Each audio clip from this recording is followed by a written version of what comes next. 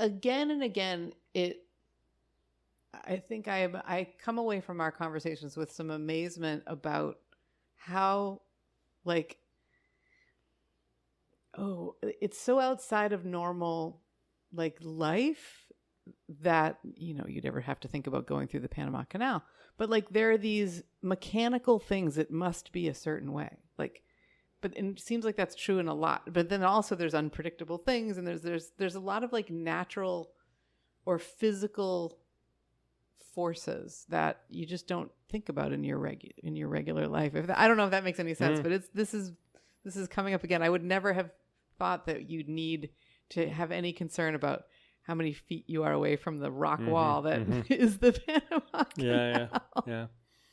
Well, there's a lot that goes on in doing something like this that is not part of normal life, which is, I guess, part of the attraction of it all, right? Yep. But then, and we've talked about this, there's a lot about doing an activity like this, and sailing specifically, that is easy to apply to normal life, whatever that means, in terms of, there's a lot of things a lot of forces that are outside of our control, from the weather to the wind and the waves and everything. And there are systems that we have to adapt to, and going through a canal and following the rules and doing it safely is a system that exists that we can't just say, well, we're not going to do that. We're going to do it our own way.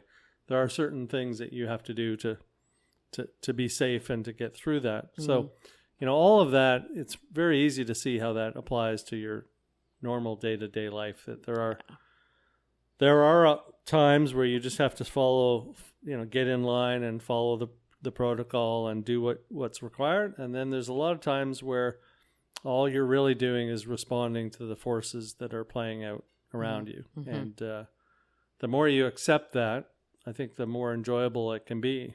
And you and I had a conversation yesterday about expectations, and I was just reading your book. Congratulations, by the way. Thank you very much. Very interesting read, especially for me right now. But there was a question I had asked you at some point about amplifying things, your experience of life. Yes. Yeah.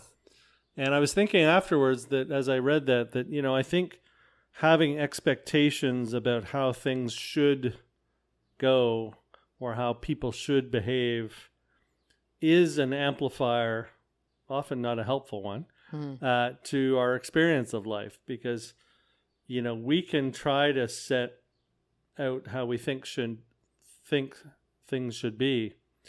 And if they don't play out that way, it can create a negative and amplified experience of a situation that if we had just gone into it open to whatever is going to happen,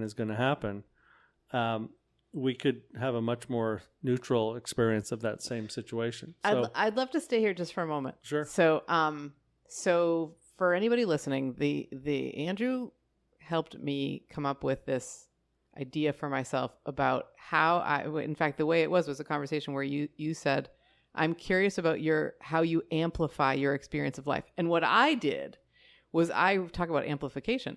I read that as you are loud and noisy. I heard that as you are loud and noisy. And I was like, oh my God, like, what do you mean? And you clarified, you basically said, well, what I mean is amplification is when you take an input of a certain size and you make it bigger.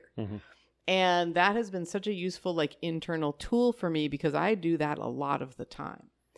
And so when you're talking about this sort of amplification, right, that's what you mean is if we can go through life sort of at a zero level of, or as close to zero as we can get, we're gonna be open to what is actually happening instead of having these expectations about it. Is that a good? Absolutely. Yeah. And I mean, I think, we've talked a lot about the experience on the boat of and as soon as you realize that the forces that contribute to us moving in the boat are outside of our control, one, they're also more often than not, different than what we were forecasted to have. Mm-hmm. So even though we have some of the best information in the world from weather experts all over the planet fed to our boat, most of the time it's wrong.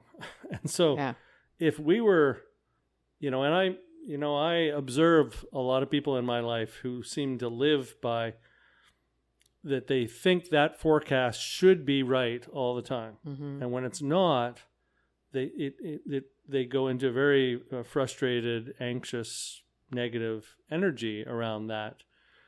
And I think the beauty of being on a sailboat is you quickly come to realize that that's just information, guidance of what might happen. But if you put a lot of weight on it, an expectation on it, you're setting yourself up for a negative result more often than not. I think so. I've been doing some presentations, right, as I've worked my way down towards DC, and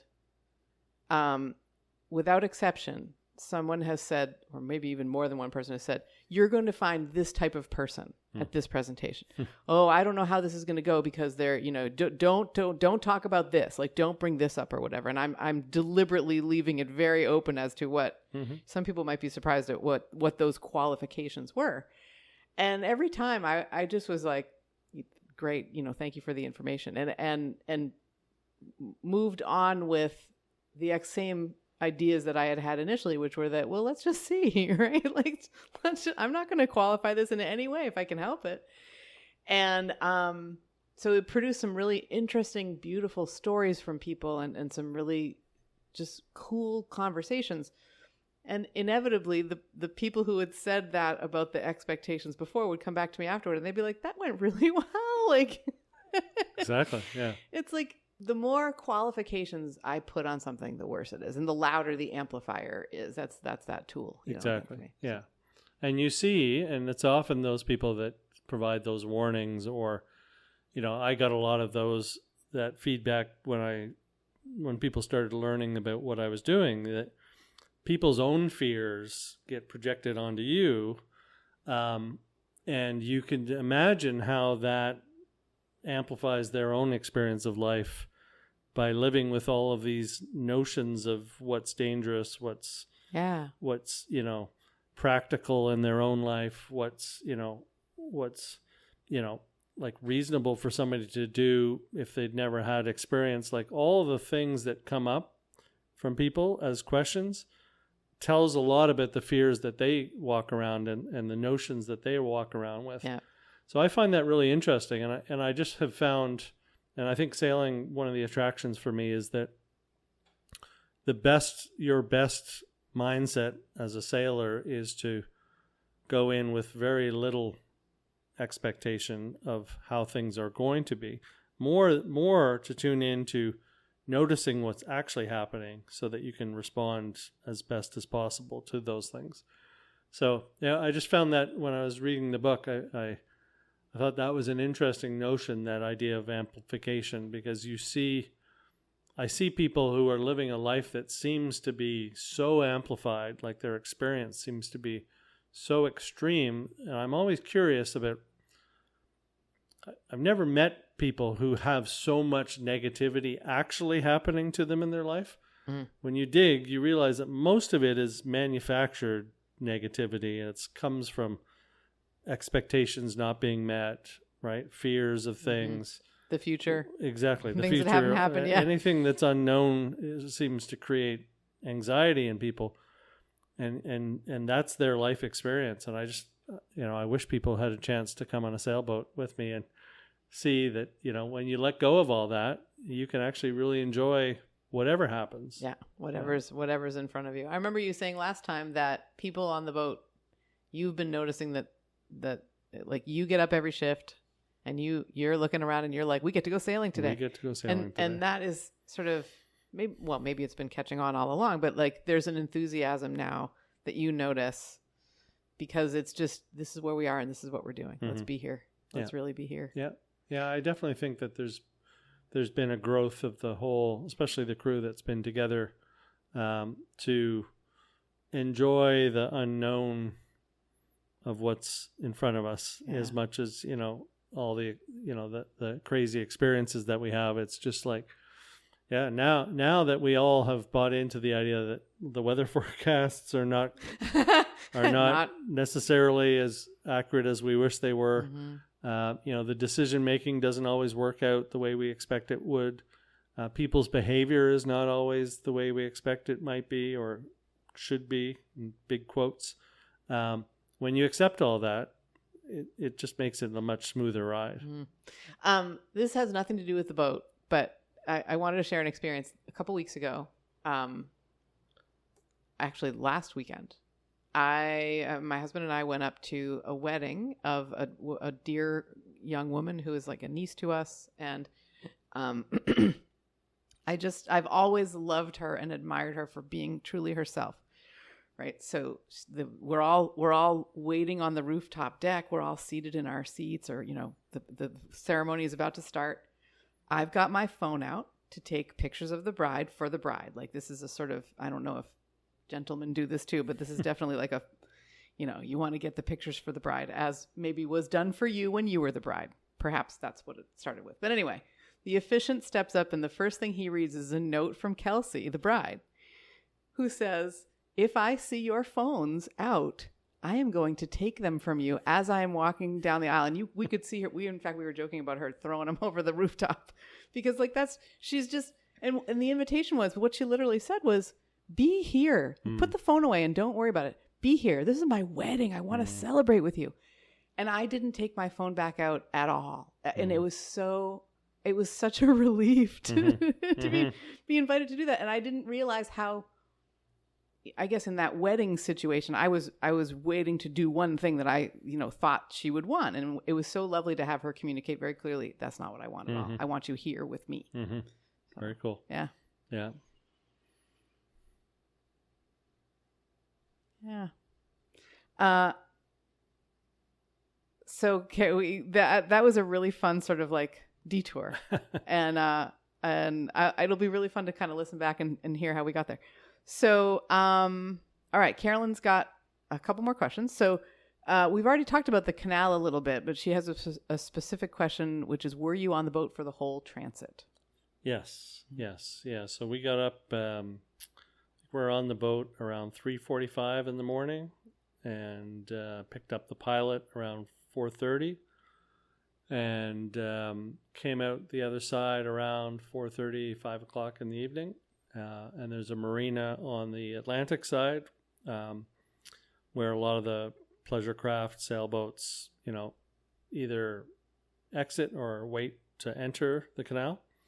So we had a real nice evening there. And then we had a couple of days after that before the race started, because we basically only had two or three boats a day going through the canal. So we had to wait until the back of the fleet boats had cleared through the canal before we could head out to start the race. So a lot of us went back to Panama City, took a bus back to Panama City, and had a couple more days before we had to be on the boat for the final departure. Oh, cool. So you didn't have to stay where the boat was. Right. You could go back sort of towards the Pacific side. Yeah. Oh, wow, that's really neat. Carolyn says, "I know the answer, but it's surprising. What did you see in terms of scenery sailing through the Caribbean?" Yeah, well, so I've mentioned not seeing any islands. Yeah. And Carolyn's done some sailing around the Bahamas and around the Caribbean, and so she's been to a lot of the places that we sailed near. But yeah, we didn't see a thing. And funny enough, we didn't see a lot of wildlife either. We didn't see saw a few dolphins, no whales, and not as many birds as we would have expected. On the Pacific side, around Costa Rica and down Panama, they were everywhere. Now that is, from what I understand, that is what the whale migration up the Pacific coast is more normal. I'm sure there is whale migration on the Atlantic side as well, but we were not. We didn't see any of it, and yeah, the dolphins were not as curious about us as they were on the other side. Maybe they're used to seeing sailboats, and so they don't come looking and curious as they did. But overall, it was way less wildlife than we were expecting. Wow. Again, there's expectations, but you think about the Caribbean and that sort of, turquoise blue water, and you think of dolphins and wildlife everywhere. It was not our experience, and not sure why, but that was our reality. Maybe, I don't know. I mean, what comes to mind is like, doesn't sea life sort of migrate up? Well, you were seeing them just on the other side, though. Yeah. So that doesn't make any sense. No, I don't know why. And it's been a bit of a mystery around the whole race, is there are areas where we see lots and lots of wildlife all the time, and then there's areas where it's just nothing. And sometimes I think we relate it to the health of the water, but in this case, the Caribbean looked healthy generally and looked good, and so we were expecting to see dolphins all over the place and didn't have that. So who knows? Fingers crossed you see them on the way across the Atlantic. Yeah, I mean, it's for those of us that have done the race, it's still cool when the dolphins show up, but it's not as cool as it was at the start. It's become somewhat normal, but I always say to people, like, 6 months from now, you're going to miss dolphins doing their thing. They're one of your, I can't remember if we've talked about this or not, but a crewmate from an earlier leg wrote about watching and witnessing and being under the eclipse in I believe either March or April, early April maybe. And what he said was it made him miss being on the boat. It made him wish he was on the boat. Yes.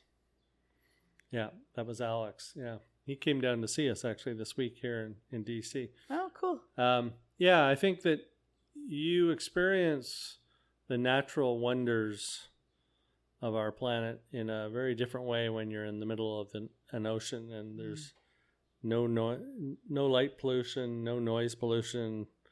Even at night, sailing along and hearing just the blowholes of the dolphins around you, even if you can't see them, it's very cool to know that you're part of that whole, natural, experience that's happening. And the stargazing that you can do when the stars literally go from horizon to horizon, every direction you look around you, there's stars in places you've never seen them before, because normally there's buildings or light or something in the way. So that's been very cool, is to get to know the stars more and to see them much more extensively. Was it hard to pick out some of the constellations because you're used to seeing them with fewer stars in the sky? Well, we have some pretty good experts on the boat, including Mike. And then we have people who have these apps on their phones as well that you can just point them at the sky and it tells you what you're looking at. So I think I've learned much more about the stars and the constellations and all that than I would have known before, for sure. But yeah, no, I think in general it's probably easier to see most of those things just because there's absolutely nothing getting in the way of your view. Yeah. Wow. Yeah. So that'd be something to say. But I totally relate to what Alex is saying, that I think any of those natural events, to experience them on land will be different than it would have been over the last year. Yeah. So. And even he was it was such a pain in the ass so much of the time. You're at 45 degrees, you're flipped all over the place. You haven't eaten, a decent meal. Well, not a decent meal, but you haven't eaten what you would wish, or showered in so long, and he just missed it. And I love that that post. I have a related question about the scenery sailing through the Caribbean, and it feels very silly, but I'm going to ask it anyway because I wonder if other people had a curiosity about this.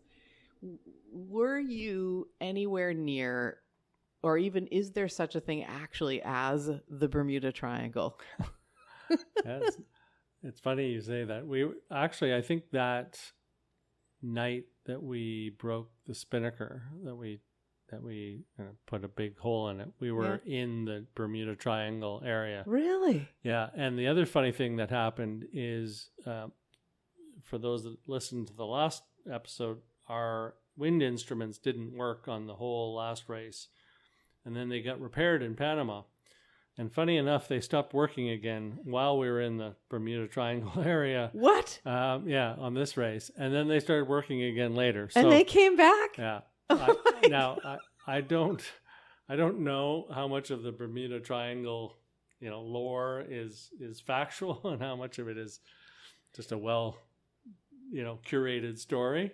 But there was definitely some weird weather and definitely some things that happened to our boat and some other boats that were curious. So wow. Who knows? Yeah. Oh, I'm really glad I asked. Yeah, me too. That is absolutely wild. And then Carolyn's last question is, she's curious. She says, I think this was the biggest team so far. And how did that change things? Yeah, it was the biggest team up until this next race, which will be the biggest team. Mm-hmm.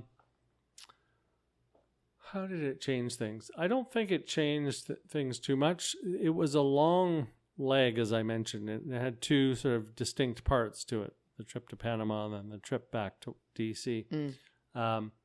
And not a lot of, probably of the days at sea, we were motoring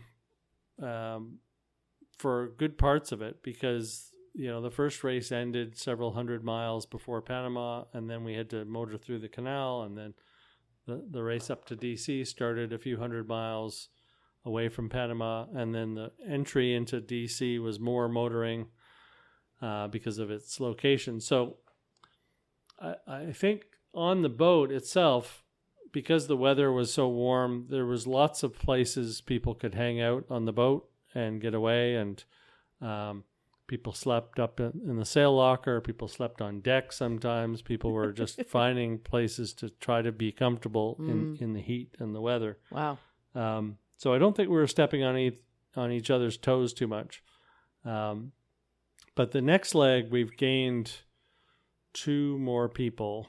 So we're definitely almost completely jam-packed full for this last leg. And that'll be interesting because the weather will probably be a little colder and rougher, more uncomfortable, and just moving around the boat, as soon as the weather elevates a little bit, moving around the boat becomes much more difficult. And if there's a lot of people in your way and who are also new to the boat, who are trying to navigate, it just slows everything down. And we had one person slip inside the boat and dislocate her shoulder on the last race that forced her to have to leave the race. Actually, she was supposed to continue to the final leg. So you also, introduce the potential for people getting injured. Yeah, yeah. So, yeah, I mean, I'd say it's more people plus rougher weather is a recipe that we just have to be super careful and aware of because it increases the potential for negative things to happen on the boat. Are there positives to having more people on the boat? Yeah, I mean, there's great energy that comes when new people join all the time. And this group has some really great positive energy, people excited to go, and do this, which for those of us that are nearing the end of a year-long trip, it's good to have. It's nice to have some new energy and to have that enthusiasm come on the boat. And, everybody's done the training, so everybody's going to be able to contribute to the boat, even if it takes them a couple of days to get up to the same speed that we do things. They're all excited and willing to do that and to learn. And a few of them are rejoining the boat, having done previous legs, so they're already sort of used to what the culture's like and how we do things. I'm remembering because I got to meet a couple of the new crew, and one of the things that was said was how like they felt totally welcomed and like with an equal amount of respect given to them, even though they were the sort of new joiners. And we've talked about that before, how you are really good as a boat about making sure that like everybody's had the same training, everybody is starting here, and like what will the new people bring that we don't know yet. I love that. Yeah, we've certainly gotten much better at that as the race has gone along. And I think we're excited when new people join, and we're excited to help them get up to speed. as long as they're willing to learn and adapt to the way the boat is, because to some extent, between the 8 of us that have been sailing for 8 months already, or 9 months already, and Mike and Lottie, like, there is a way that we do things and a culture that's sort of, it's not 100% set in that it can evolve, but it's pretty much the way it's going to be. And then, so you want to see how people are willing to respond and adapt to that. And I certainly get the impression that everybody that's coming on the boat is ready and excited to do that. And, you know, we had, of the people leaving the boat here in DC, we had 3 girls all in their sort of late 20s. And they were like a little trio on the boat with really sort of like, you know, 20-something-year-old energy and enthusiasm and laughter. And the 3 of them together was quite hilarious. So they're all leaving. They've all left the boat. So that's going to change the dynamic. And I think we'll have a different kind of energy. But that always seems to happen from leg to leg. The energy of the boat shifts and adapts based on who the people are. Huh. Wow. It'll be interesting to see what happens as we get towards the end. Well, thank you, Carolyn, very much for those questions. Your sister has such a good energy. Well, yeah, as I was saying to you before we started recording, she has had the same experience, upbringing in terms of sailing as I have, and in some ways she's done more things, in other ways different things than I have, but she's always been very enthusiastic about my doing this race and very excited and very, she has a good sense of the racing side of it as well. So, yeah, it's nice to have the support for sure. Cool.